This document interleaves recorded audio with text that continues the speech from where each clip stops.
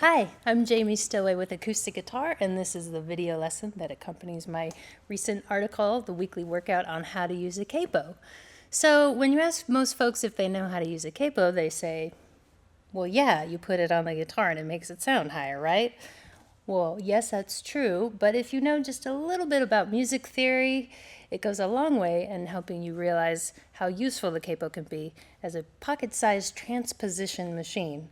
So to get started, we're just going to take some simple chord shapes in the first position, such as A, and we are going to put the capo on the second fret. So this is example 1. So if you have your capo at the second fret and you strum an A chord, it's actually going to sound as a B chord. So basically the capo is functioning as the nut of the guitar, or this piece, so it's moving everything up a whole step or 2 frets. So this again is the same as this. Still looking at example 1, if we put the capo at the 3rd fret and play the same shape, we're actually now playing a C chord. We can still check our work again if we go back and take our capo off. Same thing, but it saves us the hassle of having to do a bar chord. Continuing on, we're just moving chromatically, so now we're at the 4th fret. What a lovely C sharp chord we're playing. Again, saving ourselves the hassle of this. Now I should take a minute here and explain there are several different styles of capos that you can use. I'm using this cradle style capo. You can use these clamp-on capos, or you can use capos that just simply clamp right on like this, a little bit easier. So again, not sure if this needs to be in the video, but if you you'll want to make sure that your capo fits the radius or curve of your fretboard well, and when you put it on, you'll want to make sure that all your strings are ringing clearly, and you want to place it right next to the frets, and always check that everything sounds good. So example 2, we're going to add a couple more chords. So here's example 2.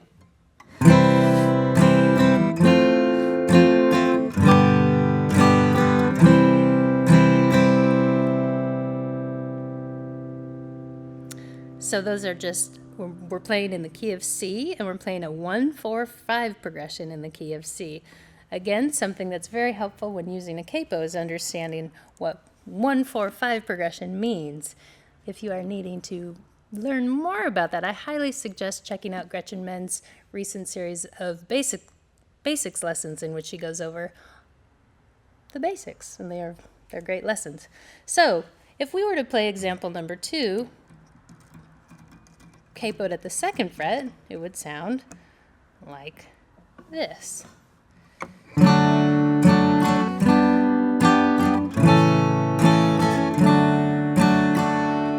So essentially, since we've moved up a whole step from C, we are now playing in the key of D. If you wanted to play an E flat, you would simply move your capo up 1 more fret, and here's E flat.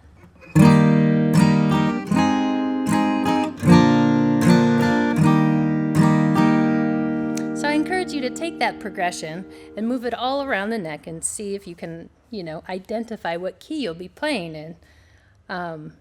Again, it's helpful to pay attention to the note under your 3rd finger when you're playing out of a C position, because that's the root or the note of which the key you'll be playing in. Example 3 is the same idea, well, 1-4-5 progression, but now we're playing out of the key of A. So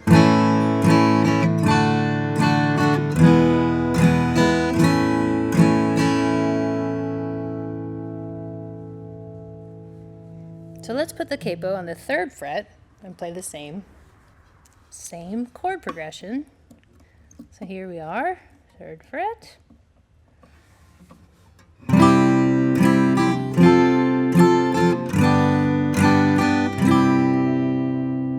Fun fact, that sound of the same as example number 2 played without the capo. I'm going to play it one more time.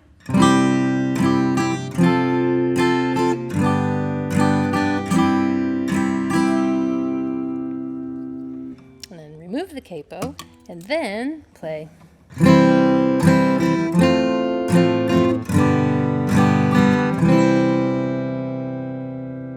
And so the reason I did that is that if you have an opportunity to play with another guitar player, and you might want to play in this, well, it'd be a good idea to play in the same key at the same time, but if you don't want to play the same guitar parts, a capo is a great idea for helping you arrange for 2 different guitars.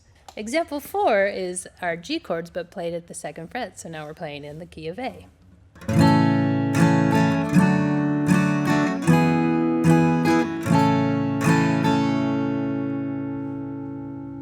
I encourage you to try the same idea with an E chord. So again, in the first position, our 1 chord is E, our 4 chord is A, and our 5 chord is often B7. So, example 5.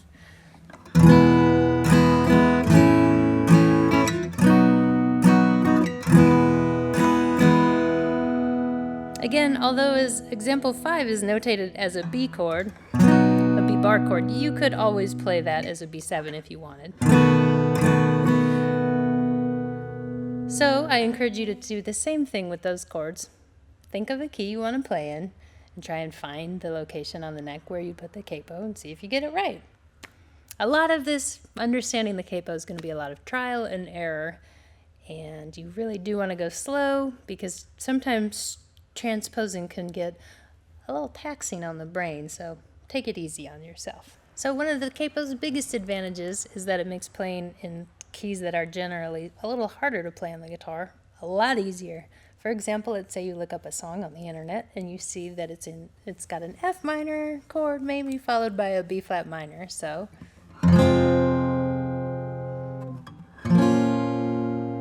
now, for me, bar chords aren't my favorite, so I generally like to make it as easy as possible. So what I would do is I would put my capo on the 1st fret, as in example 6.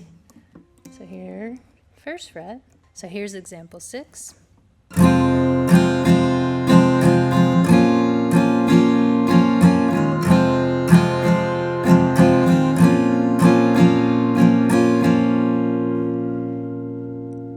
So that just got a lot easier without having to hold down bar chords the whole time, which I think is pretty convenient.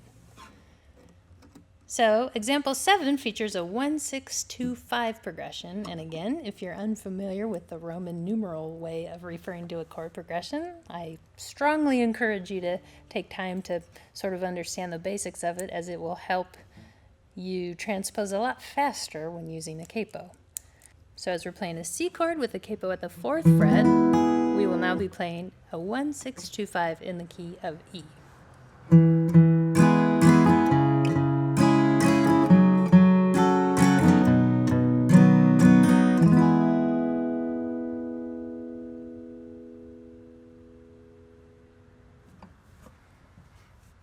Up until now, we've mostly been strumming our chords, and we can use the same idea, of course, with finger-picking arpeggios, or you could use a flat pick to finger-pick your arpeggio. But let's say you come across a song and it has a B minor and an F sharp.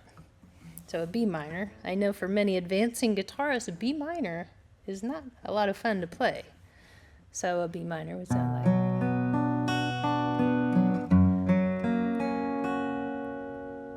In order to make that a lot easier, we would put our capo on the 2nd fret. So here's example 8.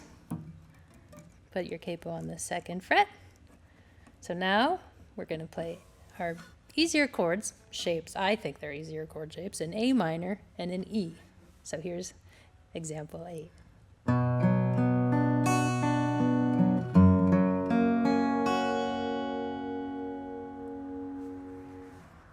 Also, it's important to remember that a capo doesn't mean you can only use it in keys that, like E flat or A flat, or keys that are hard to play on guitar. It's actually a great way to sort of breathe new life into chords that you already know, and you can have a different voicing or a different tonality. So, for example, example 9, if we played a G chord in the first position and an E minor chord. Say you've been playing that for 20 years and you're like, I want to play a new G chord. Well, you could put your capo on the 9th fret and play a C chord followed by an A minor. And if you're a finger picker, I strongly encourage you to try all of these ideas in this weekly workout with some patterns that you may know or just different finger picking ideas. So here's example 9 with a basic Travis picking pattern. Again, we're going to be playing a C and an A minor chord, but it will be sounding as a G and an E minor chord.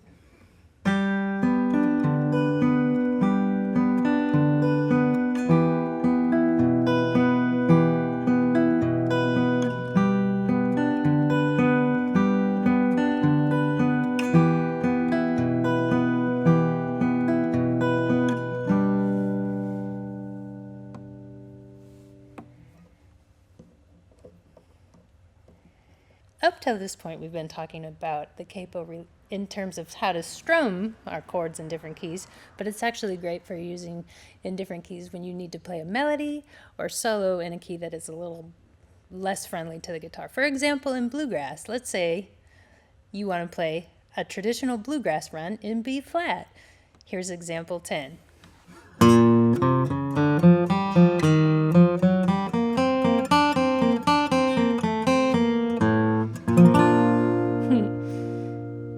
And the chords that would go with this would be a B flat,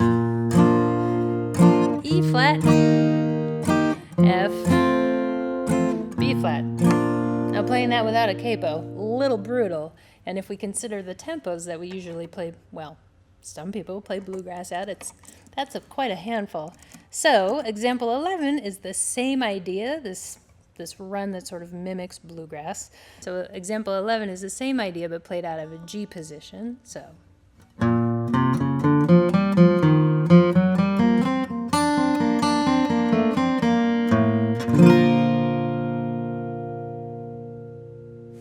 And the chords would be.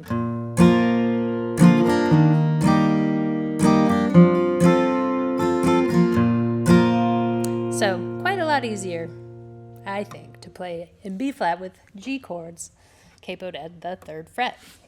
So I encourage you to take any melody. Example 12, you're going to play Twinkle Twinkle Little Star. I can almost hear the grounds of disbelief. You might be like, that's so easy, Twinkle Twinkle, of course I can play it. But what if I said play it in A flat? Example 12 is Twinkle Twinkle in A flat.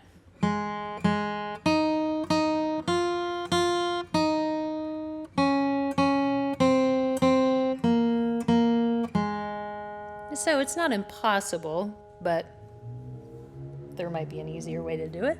Putting our capo on the 1st fret, example 13, we have a lot more open strings at our disposal while we're still in the key of A flat. So now it would sound.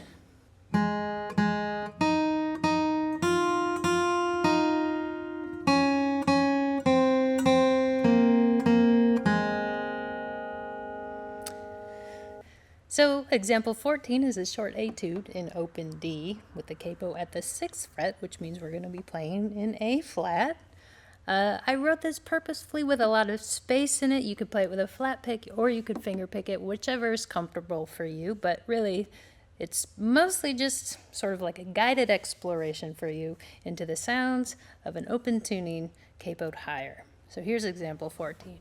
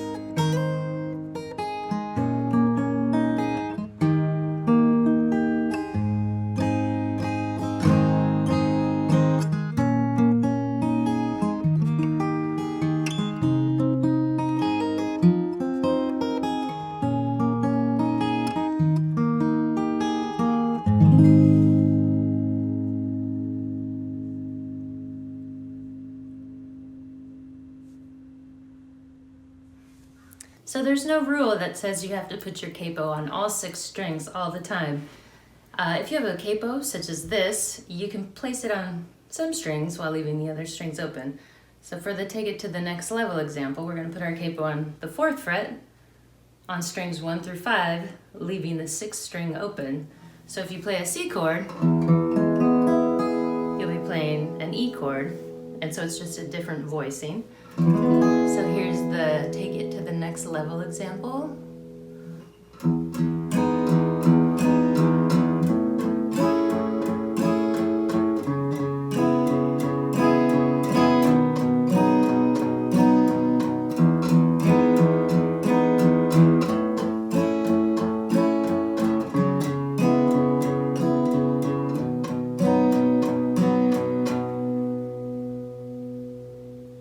So in conclusion, it's important to remember that using a capo is not a sign of weakness or ineptitude. It's simply a convenient pocket-sized tool that helps you transpose really easily. So hopefully you know more about that than when you started this video, and thanks for watching.